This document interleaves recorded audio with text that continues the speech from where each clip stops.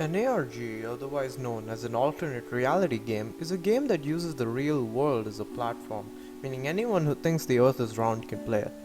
There are many examples of good ARGs including Petscop, Jack Torrance, and This House Has People in It. Plus, there are some people that think ARGs are better than actual games because of one, since everyone is on the same platform, all players are technically evenly matched, and two, again, since everyone is on the same platform, almost everyone can play on ultra high RTX on graphics. Initially, I was going to do an in-depth analysis of the entire ARG, then piss on it. But after I finished, I thought to myself, wait a minute, no one wants to listen to a middle schooler break down an entire game like it's an episode of game theory. Why didn't I think of this while writing this? What the heck were my 3 brain cells up to all this time?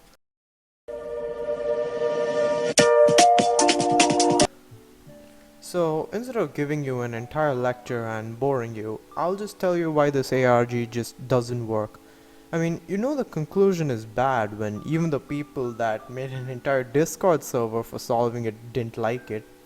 For a little context, Supercongruency is a channel that does not exist anymore and was an ARG that had videos up for about a week and then deleted itself.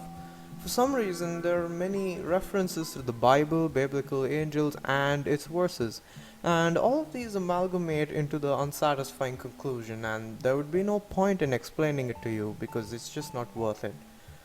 The channel that used to inhabit Supercongruency's place was a channel called Idea, who made videos about dream stands. Wow, how original, if I don't say so myself. So, like almost every ad-friendly channel on this website, let's get into it.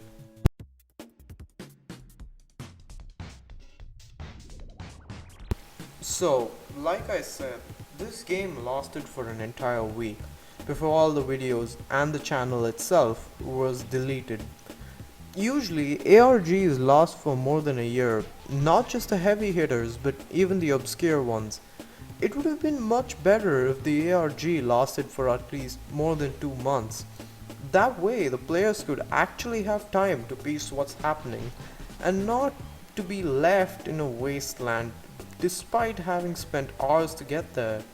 It would have done much better if the videos were released once per week, and at least that way people could build speculation about what the next video could be, hence building player engagement.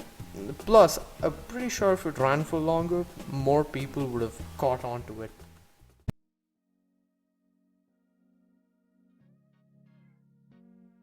Now, most ARGs, like a video game, have a plot that is given to you when it starts. For example, Petscop started when the person in the video said that he found an old PS2 game and he wanted to show it to us, the viewer. Junka Junsei started when a random Facebook account started sending mass friend requests to countless Facebook users saying that she wanted to make friends. So, for something like this to go into a story that we don't know about, it's not entertaining, and other than serious curiosity, there would be absolutely no incentive to solve this thing, if that was what they were going for. But if you decided to solve it, there's like 3,000 references to the devil and the Bible. Like, if you use religion as a way to give a sense of horror, if you're trying that, that's completely fine. I mean, Outlast did it, and they had Christianity to be a main plot and everything. And that was pretty good to an extent.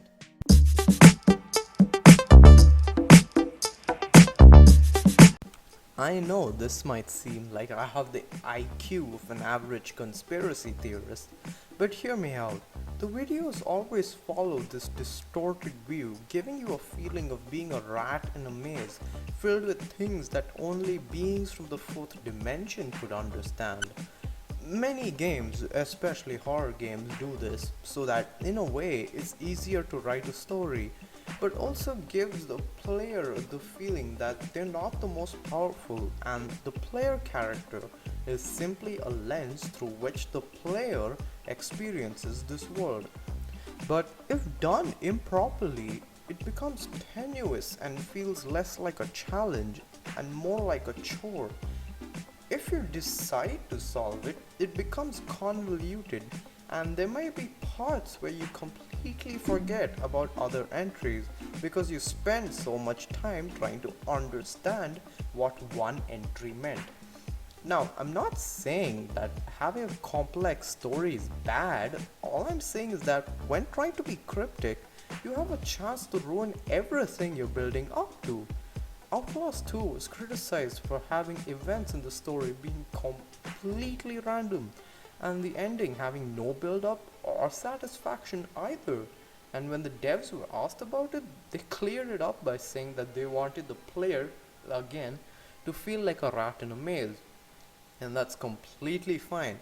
But the way that they did the story was decent to a certain extent, such that this reason was serviceable.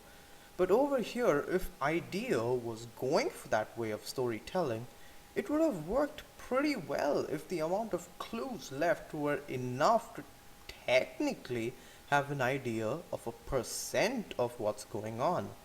Also, there was this one part with binary, and when you look at this, of course, you can tell that this is binary, but in order to know what it is, what it translates to, you have to manually type it all in into a binary to text translator, unless you know binary. And trust me, I tried to use Google's text detector so that it would be much easier to translate what was here, but due to the fact that this is literally ancient Latin to the bot, I wouldn't be surprised if the server set on fire.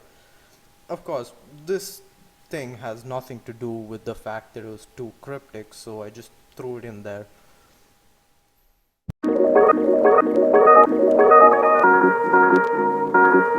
At the end of the day, this ARG was not good. So if it were to be a good ARG, it would have to 1. Be built up for more time, 2. Have a good plot and conclusion so that there's good payoff for the people who spent a lot of time on it, and 3. If it was going for a cryptic type of storytelling, then there needs to be enough clues to be left around, though hidden, so that the ending makes more sense.